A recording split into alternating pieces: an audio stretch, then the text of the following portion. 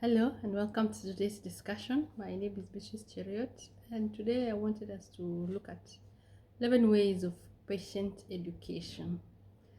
Uh, it is important to educate the patient about their situation, about their health, and remember it is one of their rights to be educated.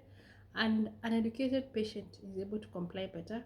It will even reduce chances of maybe worsening situation about their health, and they'll be able to take care of themselves better. So it is important to ensure you conduct patient education at all levels whenever you interact with these patients or clients at the healthcare facility. There are 11 ways to do it, and we are going to look at them so that you can review how you normally do it and give your inputs. Remember to subscribe so that you don't miss out on these updates and discussions. One of them is assessing the patient needs. Remember, you need to know, maybe assess the knowledge of the patient and assess their beliefs, their current knowledge and understanding, so that you're able to get the gaps and remove any misconceptions. So this is important as assess the patient needs.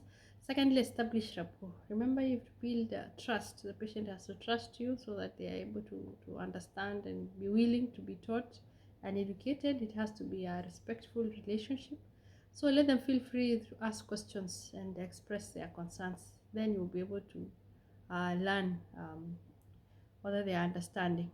Use plain language, so you need to use a language that they can understand. Come down to their level and speak the language that they can understand. The fourth one is tailor the information to suit the patient needs. Not every patient is unique, so as you prepare your discussion, as you plan your education, again you may want to stagger it into phases or repeated sessions, more than one session, so that the patient gets time to understand. Fifth one, you can use visual aids and media to help understand, especially with the advent of social media and all that. You are able to look at ways into harnessing that so that you use it as part of a tool to educate the patient. Sixth one, repeat information so that they understand. So break it down so that it is easy for them to understand. And again, I said stagger it. You can have more than one session so that the patient has time to absorb and understand. Remember, it's a condition they are going through. It might be lifelong. It can go more than just that period. Or we don't even want a repeat of the same measures that will help them repeat occurrence of such situations that found them to hospital.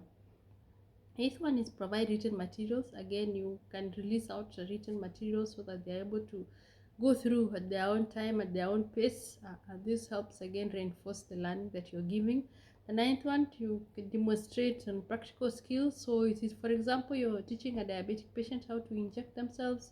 So you want to do a demonstration, you want to have them repeat after you do as you're describing, and make them do the procedure so that they're able to take care of themselves better. Some of this education that we are giving are things that they need to do while at home. So change of maybe some certain dressings or some of the gadgets that they will have, how to do them, how to on their own or with assistance for their family members. So again, you would want to demonstrate practically so that you know that your patient has known how to do that.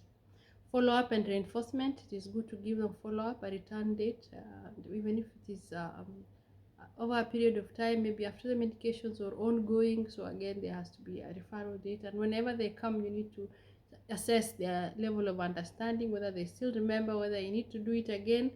And sometimes you might even want to put them together. Those who have similar conditions, you would want to have them together as a group. They come for group therapy and group education so that they help one another to understand and comply better.